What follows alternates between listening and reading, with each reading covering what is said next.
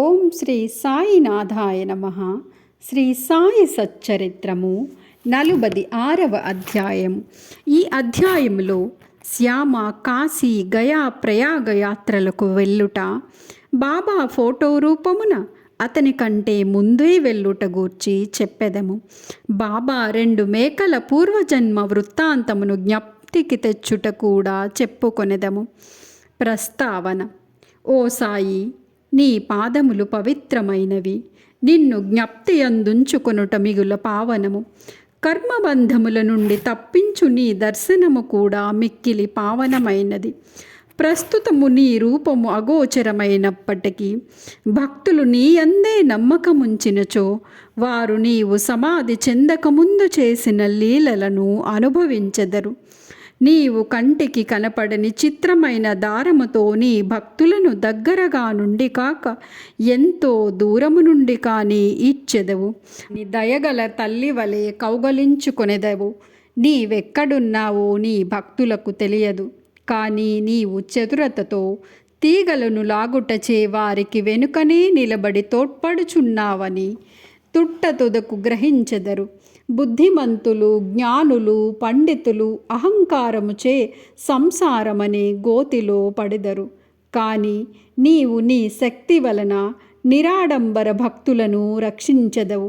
ఆంతరికమగును అదృశ్యమగును ఆట అంతయు ఆడెదవు. కానీ దానితో నీకెట్టి సంబంధము లేనట్లు కనిపించెదవు. నీవే పనులన్నయూ నెరవేర్చుచున్నప్పటికీ ఏమియు చేయని వాని వలె నటించెదవు. నీ జీవితమును ఎవరూ తెలియచాలరు.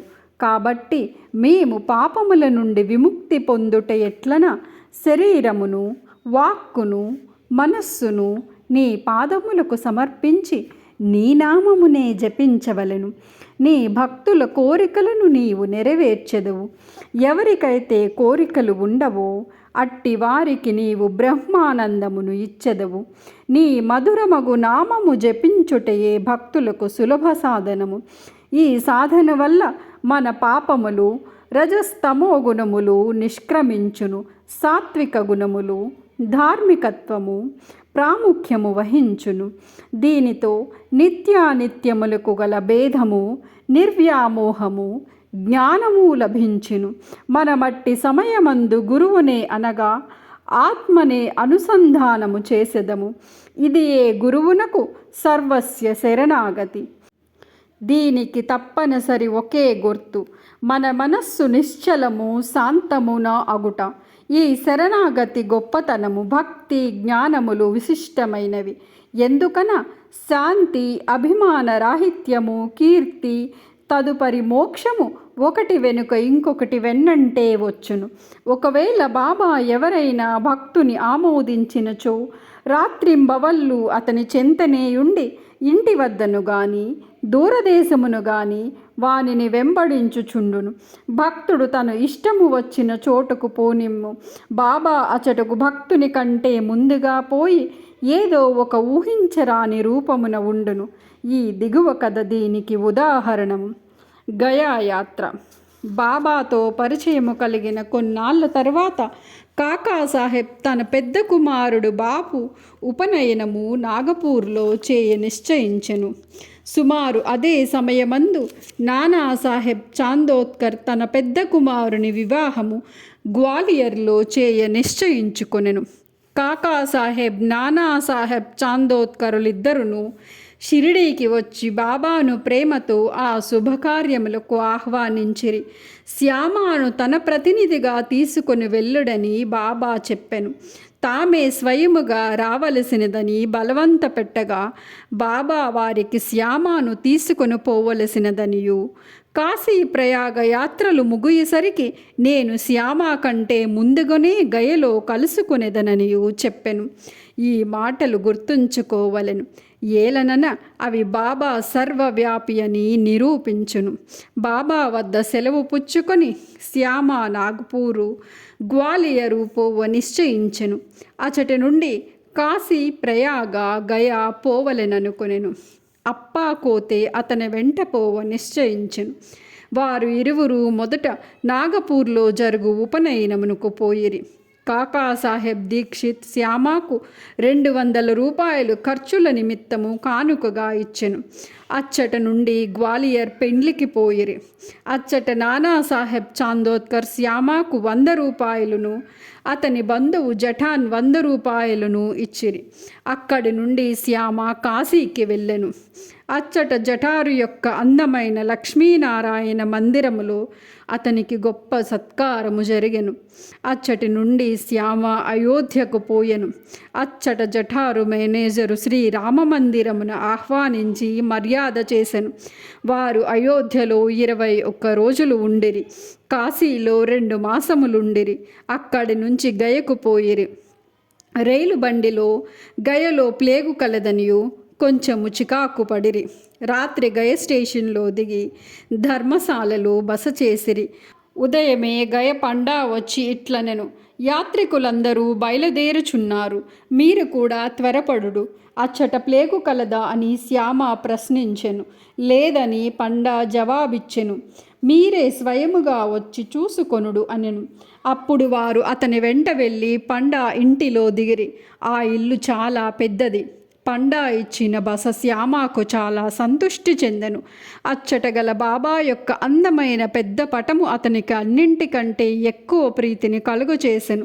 అది ఇంటికి ముందు భాగములో మధ్య అమర్చబడి ఉండెను. దీనిని చూసి శ్యామ మైమరచెను. కాశీ ప్రయాగ యాత్రలు ముగియుసరికి నేను శ్యామ కంటే ముందుగానే గయకుపోయేదను అని బాబా పలుకులు జ్ఞప్తికి తెచ్చుకొనెను. కండ్ల నీరు క్రమ్మెను, శరీరము గగుర్పొడుచెను, గొంతుకు ఆర్చుకొని పోయెను. అతడు వెక్కి వెక్కి ఏడ్వసాగెను. ఆ పట్టణములో ప్లేగు జాడ్యము కలదని భయపడి ఏడ్చుచున్నాడేమో అని పండా అనుకొనెను. పండాను బాబా పటం ఎక్కడి నుంచి తెచ్చితివని శ్యామ అడిగెను. పండా తన ప్రతినిధులు 200-300 మంది మన్మాడ్లోనూ పూనా తాంబాలేను కలరనియు, వారు గైకుపోయే యాత్రికుల మంచి చెడ్డలు చూసెదరనియు, వారి వల్ల బాబా కీర్తి విని బాబా దర్శనము 12 ఏండ్ల క్రిందట చేసితనని చెప్పెను. షిరిడీలో శ్యామ ఇంటిలో వ్రేలాడుచున్న బాబా పటము చూసి దాని నిమ్మని కోరితననియు, బాబా అనుజ్ఞ పొంది శ్యామ దానిని తనకిచ్చెననియు చెప్పెను. శ్యామ పూర్వము జరిగినదంతయు జ్ఞప్తికి తెచ్చుకొనెను. పూర్వము తనకు పటము ఇచ్చిన శ్యామాయే ప్రస్తుతము తన ఇంటిలో అతిథిగా ఉండుట గ్రహించి పండా మిక్కిలి ఆనందించెను. వారిరువురు ప్రేమానురాగములు అనుభవించి అమితానందమును పొందెదిరి. శ్యామకు పండా చక్కని రాజలాంఛనములతోడి స్వాగతమిచ్చెను. పండా ధనవంతుడు. అతడొక పల్లకీలో కూర్చుండి శ్యామను ఏనుగు పైన కూర్చుండపెట్టి ఊరేగించెను. అతిథికి తగిన సౌఖ్యములన్నీ నెరవేర్చెను. ఈ కథ వల్ల నేర్చుకోవలసిన నీతి: బాబా మాటలు అక్షరాల సత్యములనియు, బాబాకు తన భక్తుల యందు గల ప్రేమ అమితమనియు తెలియచున్నది. ఇదియేగాక వారికి జంతువుల యందు కూడా సమానమైన ప్రేమ ఉండెను. వారు వానిలో ఒకరుగా భావించడివారు. ఈ దిగువ కథ దీనిని వెల్లడించెను. 2 మేకల కథ. ఒకనాడు ఉదయము బాబా లెండి తోట నుండి తిరిగి వచ్చుచుండెను. మార్గమున మేకల మందను చూసెను. అందులో 2 మేకల మీద బాబా దృష్టి పడెను. బాబా వానిని సమీపించి ప్రేమతో తాకి లాలించి వానిని 32 రూపాయలకు కొనెను. బాబా వైఖరిని చూసి భక్తులు ఆశ్చర్యపడిరి. బాబా మిగుల మోసపోయినని వారనుకునిరి. ఎందుచేత గాని ఒక్కొక్క మేకకు 2 గాని 3 గాని 4 కాని రూపాయలకు కొనవచ్చును. 2 మేకలకు 8 రూపాయలకు హెచ్చు కాదనిరి. బాబాను నిందించిరి. బాబా నెమ్మదిగా ఊరకొనెను. శ్యామ తాత్యాకోతే బాబాను సమాధానము వేడగా, బాబా, నాకు ఇల్లు కానీ కుటుంబము కానీ లేకుండుట చేత నేను ధనము నిలువ చేయరాదు అనిరి. మరియు బాబా తమ ఖర్చుతోనే 4 సేర్ల శనగపప్పును కొని మేకలకు పెట్టుమని చెప్పిరి. పిదప ఆ మేకలను వారి యజమానికి తిరిగి ఇచ్చివేసి వాని పూర్వ వృత్తాంతమును ఈ రీతిగా చెప్పిరి. ఓ శ్యామ, తాత్య, మీరీ బేరములో నేను మోసపోయితనని అనుకొనుచున్నారు. అట్లు కాదు. వాని కథ వినుడు. గత జన్మలో వారు మానవులు. వారు అదృష్టము కొలిది నా జతగాండ్రగా ఉండెడివారు. వారు ఒకే తల్లి బిడ్డలు. మొదట వారికి ఒకరిపై ఒకరికి ప్రేమయుండెను. రాను రాను శత్రువులైరి. పెద్దవాడు సోమరిగాను, చిన్నవాడు చురుకైనవాడు. అతడు చాలా ధనము సంపాదించెను. పెద్దవాడు అసూయ చెంది చిన్నవానిని చంపి వాని ద్రవ్యమును అపహరించెను. తమ సోదరత్వమును మరిచి వారిద్దరూ కలహించిరి. అన్న తమ్ముని చంపుటకు పెక్కు పన్నాగములు పన్నెను, కానీ నిష్ప్రయోజనములయ్యెను. ఇద్దరూ బద్ధవైరులైరి. అన్న ఒకనాడు తన సోదరుని బడితతో కొట్టెను. చిన్నవాడు అన్నని గొడ్డలితో నరికెను. ఇద్దరూ అదే స్థలమున చచ్చిపడిరి. వారి కర్మఫలముచే మేకలుగా పుట్టిరి. నా పక్క నుండి పోవుచుండగా వారిని ఆనవాలు పట్టితిని. వారి పూర్వజన్మ వృత్తాంతమును జ్ఞప్తికి తెచ్చుకొంటిని. వారి యందు కనికరించి వారికి తిండి పెట్టి కొంత విశ్రాంతి కలుగచేసి ఓదార్చవలెనని అనుకొంటిని. అందుచేత ఇంత ద్రవ్యమును వ్యయపరచితిని. అందులకు మీరు నన్ను దూషించుచున్నారా? నా బేరము మీరు ఇష్టపడుకుండుట చేత నేను వాని యజమాని వద్దకు తిరిగి పంపివేసితిని. మేకలపైని కూడా బాబా ప్రేమ ఎట్టిదో చూడుడు. 46వ అధ్యాయము సంపూర్ణము. సద్గురు శ్రీ సాయినాథార్పణమస్తు. శుభం భవతు.